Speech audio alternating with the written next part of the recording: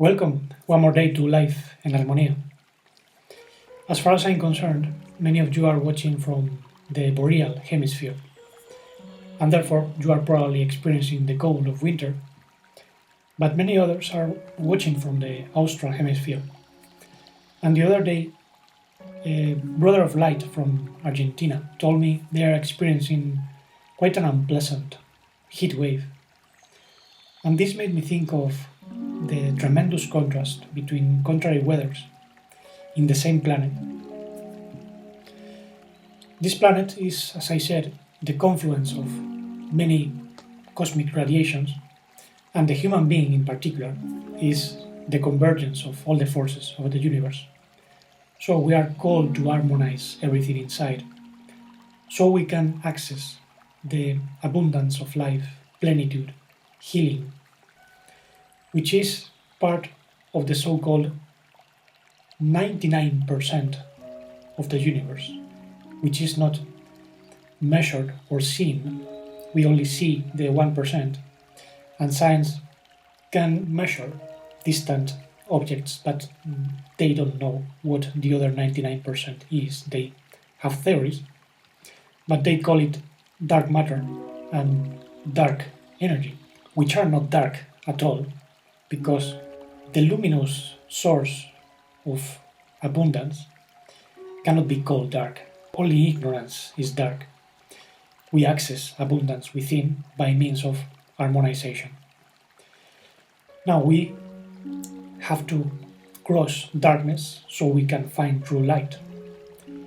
We need to find opposition in order to develop our will of transformation. If we don't experience states of an awareness and consciousness, we cannot develop our consciousness, our loving, compassionate conscience, full of mercy and understanding. Therefore, even darkness has a meaning. And right now, scientists say the planet is going to experience an increasing tension because the magnetic field of the Earth is decreasing. They say it's because the core of the Earth is slowing down. And they admit the decrease of the magnetic field is connected to the magnetic reversal of the poles, which happens cyclically. We can even track the periods in which there were reversal of the poles. And obviously, as scientists say, we receive an increasing amount of cosmic radiation, and this can cause biological mutations. This explains why many species have changed with these magnetic reversals. And obviously, there will be changes.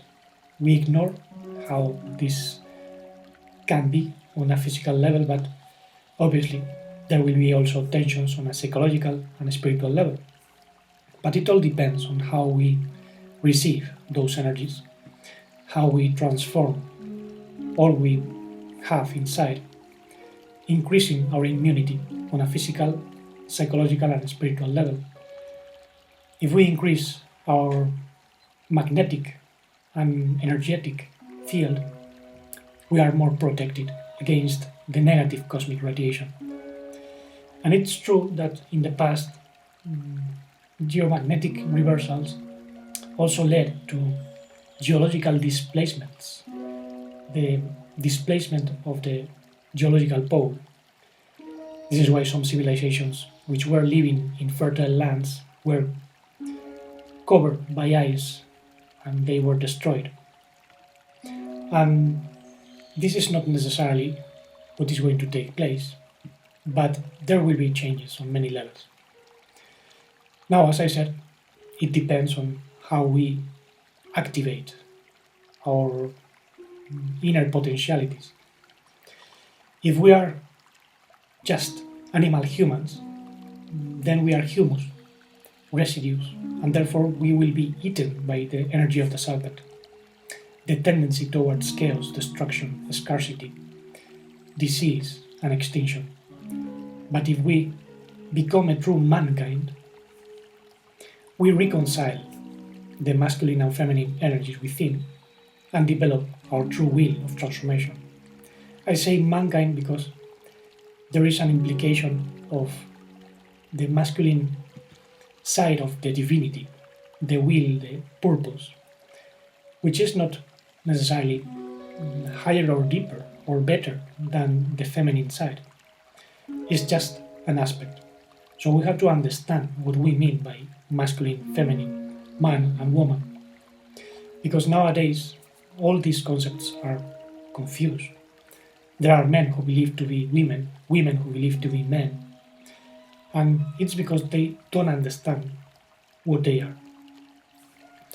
So we have to make clear what we mean by a human being which is evolving, and we must distinguish that from the type of evil man, the enemy man mentioned by Master Ishu.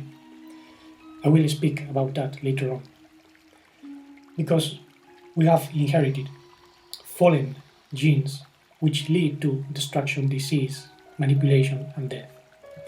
And this is something we have to transform in ourselves, to reconcile our humanity. Its true humanity must be redeemed not by an external God or an external Savior, but by our behavior, harmonized in tune with the cosmic source of true love. Even though the word love is relative, many people think love is just animal passion or emotional attachment, when by love I mean a force that transforms everything, that gives all the goodness and plenitude from within, bringing the fruits of life and not the fruits of destruction. And it's very interesting to see the connection between the lack of true love and lack of true mercy and resentment. Many people feel resentment against the politics and even resentment against the idea of a God, as I said, because they have in mind a punishing God as taught in many religions. But when I use the expression God, if I use it, you will not see many times in which I use that word, because it comes from the Germanic Gott, which makes reference to some form of intelligence in nature, the universe. But the divine being is even beyond many notions of God. And when I refer to the divine being, I also imply the forces, powers that emanate from that essence. And there is a movement, a breath, which was expressed with the tetragrammaton. Yud He Vav He means it's the breath from a source, which brings existence. Existence is Havaya in Hebrew, which is actually the tetragrammaton read backwards. And this is something we have to live and experience in ourselves. We are breathing as living beings. The heart is beating. That is the holy name in ourselves. But there is also a deeper divine breath which I remember. Since childhood I have some enigmatic memories. I remember being suspended in an ocean of light in which there was a source of intense white light from which there was an immense mercy, care, intelligence, compassion. And I was part of that light, but not in a close way. I was far enough to see that source from a distance. I saw degrees of light, if you will, and I didn't feel fully autonomous. I was completely immersed in a state of self-ignorance. I didn't know what I was, except the perception of being just light, overwhelmed by that immense love. And over the years, living in this existence, even in other lives which I remember, and which I understand are simultaneous, because for the soul and the spirit everything is now. There is no past or a future, all takes place now. So our soul is connected to other lives. I understand that our spirit of light, which is immortal, comes down and generates a soul by connecting with this world through a physical body. So we can develop a divine soul and make our experience divine, developing our will, our conscience, our consciousness, so we can reconcile the human being to the source. And this is what Master Ishu demonstrated. It's not a theory. He made it with himself, and he showed the way. I am the way, the truth, and the life. In that sense, we experience redemption. It's not that just a single man dies for our sins, and if we believe, we are forgiven even if we have sins. No, as even the apostles said, if you have the divine Son within you and you follow his way, then you cannot sin. If you regard yourself as a true divine Son of light, then you cannot transgress the law of light and life anymore. This is not a question of being forgiven because we are just weak and we have to have faith blindly in some external savior. That's known as vicarious salvation. Salvation comes from the activation of our true divine forces, the active, receptive, and reconciling force within ourselves. And this implies saying yes, yes, no, no. No to destructive forces, no to hate, no to mechanical tendencies. And it's not easy to face these forces. I don't say we have to fight, struggle in the sense many religions or spiritual disciplines suggest. I mean transformation. Actually, some people start to understand. The other day, a brother of light from Mexico, he's called Israel Elias. He has a channel known as Yo soy la luz del cosmos, I am the light of the cosmos. He made a comment to the last video in the Spanish channel, En Armonía. And he said how he managed to experience this shift, this transformation from negative to positive when he calmed down in a situation in which he felt completely overwhelmed, full of resentment towards his fellows in his job because they were not doing what was expected to be done, and he felt somehow unrecognized and therefore hurt. He didn't feel very well about the situation and he felt hateful inside, but he watched that emotion, that reaction, and instead of manifesting it, he just calmed down, observed, and opened himself to that deeper awareness and conscience which can harmonize everything. And in that moment of remembering the true Father of Lights and what the Father gave us, the whole situation changed. He transformed the world. And this is how we bring miracles into the world.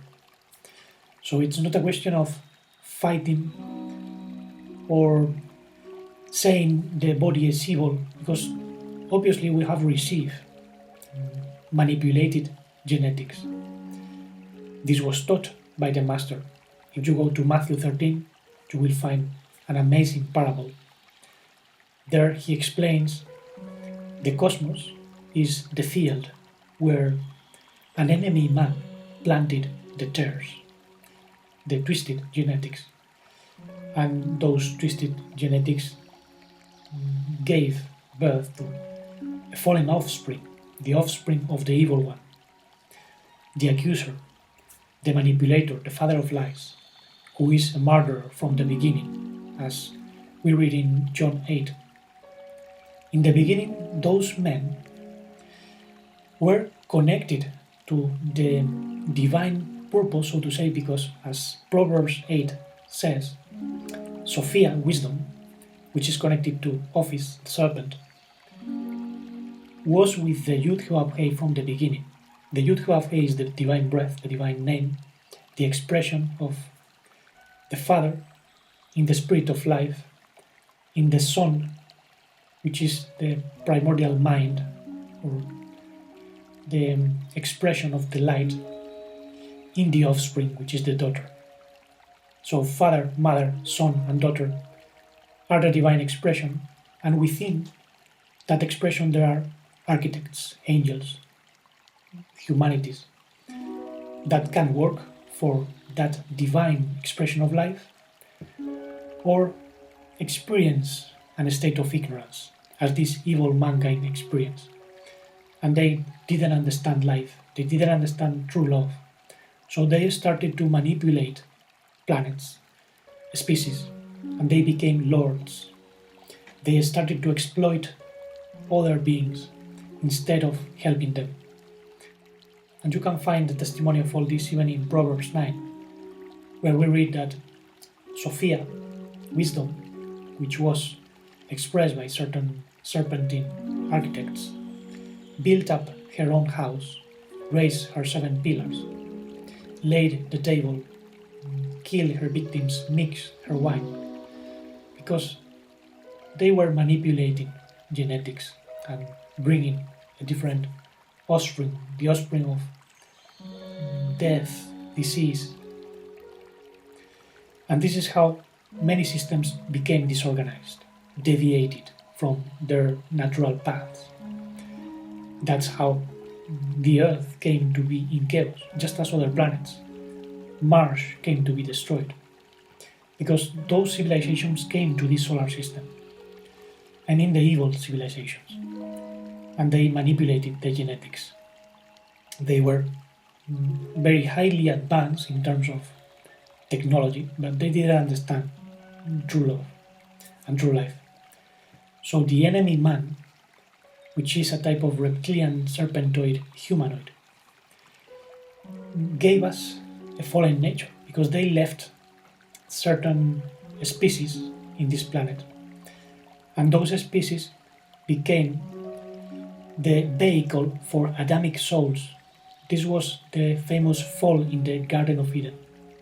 But the Adam that fell is not the same as the previous evil mankind, which is more Luciferic. It's also an Adam, a more ancient Adam. He is mentioned in Isaiah 14.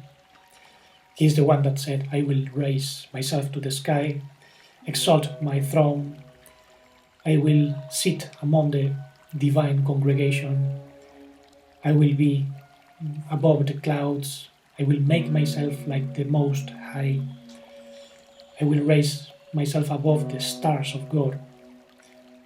And then Isaiah says, you are not a God, you are an Adam. You are Adam. Adam is a generic term for what the Greeks call an anthropos. It's a being which is not an animal. He rules over the animals, but he is not fully divine necessarily. Some humanities can be divine because they express the divine love of the primordial source and the care of the true mother. But this other mankind manipulated nature, and nature became stepmother nature, giving birth to indigenous people in which the energy of the serpent is stronger. So they feel the tendency to kill, to fight against other tribes. And this is why when Adam came in some vehicles that were prepared for the tree of life, he mixed up with other humanities that belong more to the tree of knowledge of good and deficient. And from those mixtures became modern humanity. So we are, in a sense, containing both trees within, but some people have more tendencies from the serpent side, and others have more tendencies from the tree of life. Today there is a confusion between men and women. And the other day, a couple contacted me for counseling because their teenager son, being male, he claims to be homosexual. And I was explaining to them what I think about all this. There are many reasons why a human being can experience those shifts in tendency. First of all, there can be a trauma. If there was a conflict with the father, the son might tend to find love in other men. There have been cases documented about this in which the person who regarded himself as homosexual changed. That's one point. But there can also be a confusion in the soul.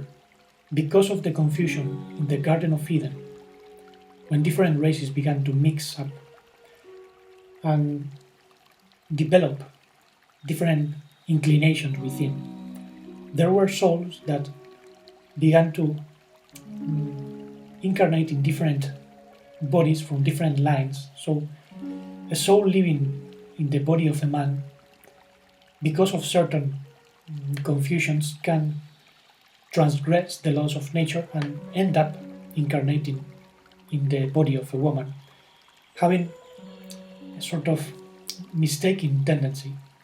When he was called to develop his true masculinity, he developed more passive inclinations. There is a mistaken conception about masculine and feminine. The masculine is direction, will, discipline, discernment, reason, impulse, fecundation, activation, whereas the feminine is openness, receptivity, care, lovingness, compassion, nutrition, gestation. And both energies are necessary. But if you are born with a physical body, then you have to develop more your masculinity so your femininity grows in equilibrium. A man will become more loving and caring as he develops his masculinity, his direction, will, attention, capacity to transform himself. And a woman, being born with a feminine body, has to develop more her openness, receptivity, care, and that's how she will receive the divine masculinity as well. Finding even someone, a couple with which she can share her life and even bring new life. Because polarities of the same inclination cannot generate life. This is why I don't believe in homosexuality. There is no such thing as homosexuality in biology. There is a mistaken tendency which can be due to traumas in the soul or even to mutations in hormones because of contamination in food, water. There have been documented cases about this. And the redemption of the humankind implies precisely the harmonious union of man and woman, but reuniting the divine masculine and feminine within. Because as the Master said in one of the sayings from the Testament of Thomas, when you make the inside like the outside, the above like the below, the woman like man, you shall enter the kingdom. He is not saying that a woman must become like a man physically. He is inviting us to unite all the principles within to recover our fullness. And this is why in the New Testament the Master says, you shall be like the messengers in heaven, like the Malachim the angels, who neither marry nor give themselves into marriage, because we recover our true original beingness, which is complete. We experience division here on earth, but for the purpose of union, reconciliation. But we have to respect the order of this world, which is obviously manipulated.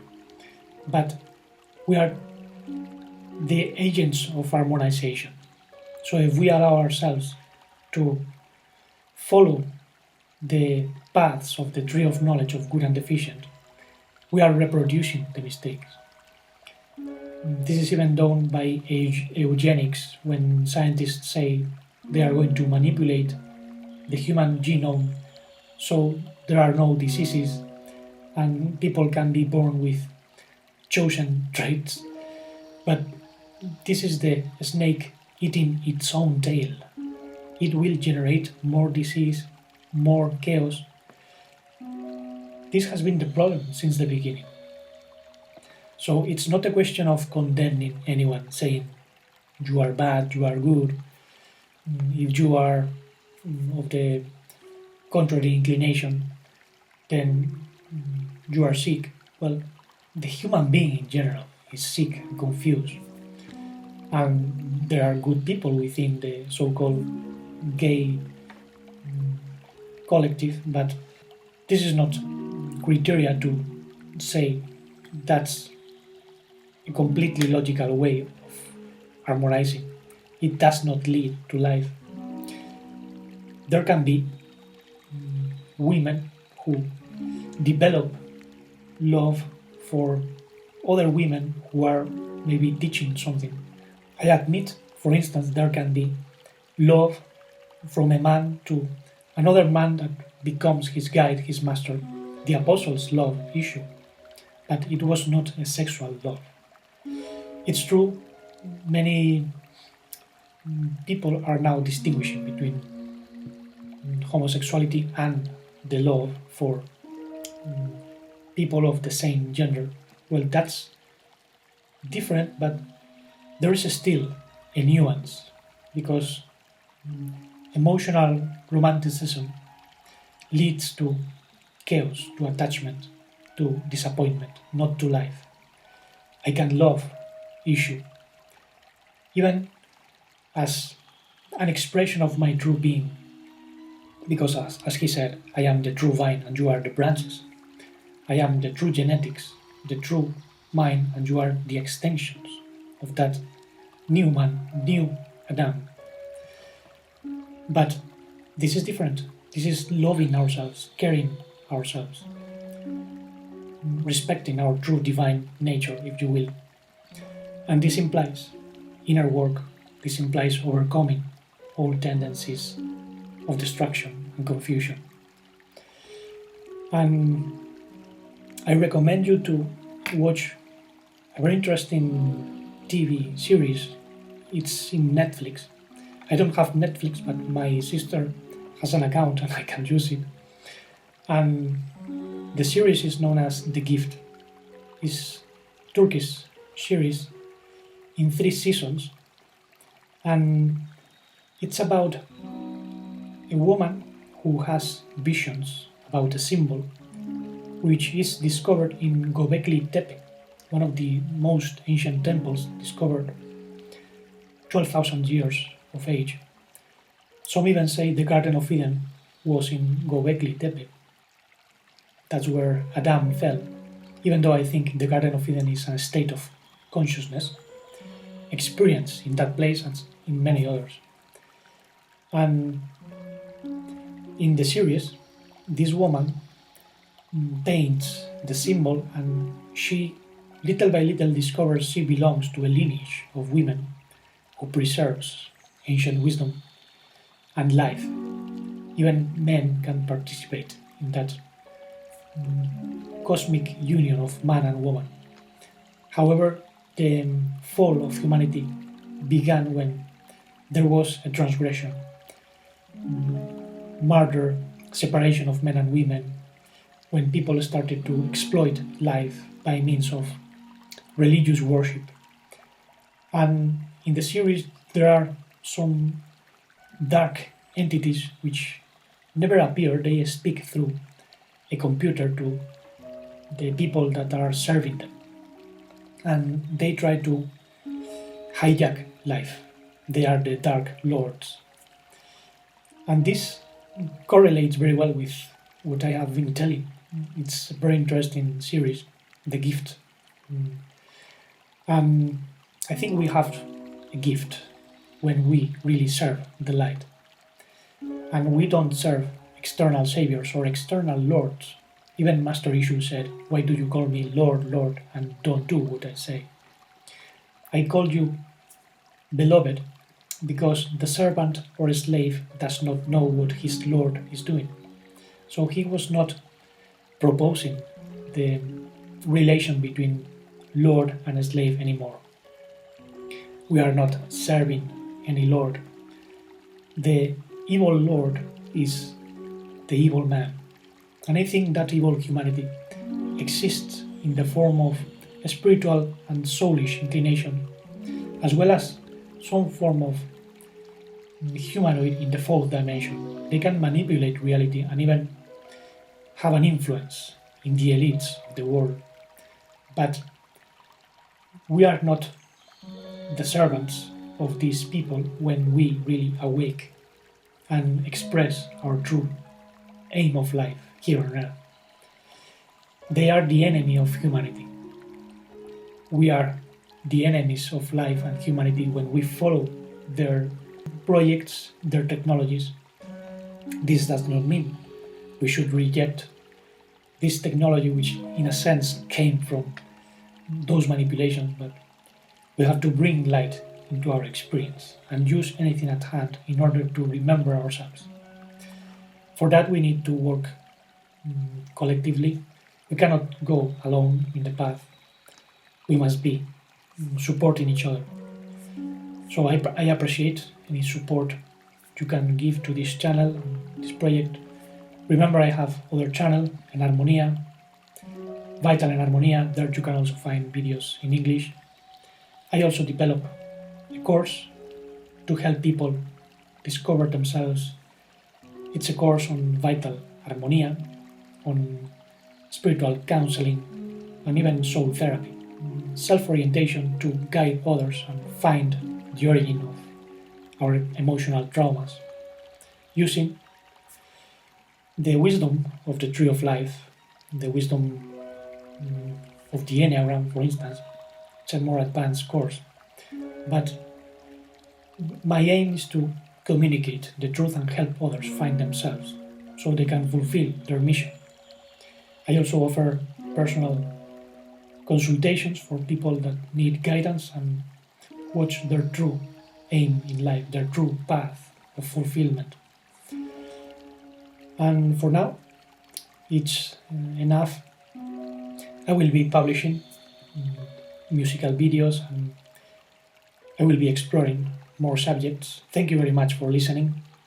And let's keep harmonizing ourselves with the three forces: active, receptive, and reconciling, opening ourselves to the true redemption from our true divine origin. Harmonize the mind, heart, and the body so we can express the love without limits, life without fragmentation, integral conscience, and deep, blissful serenity.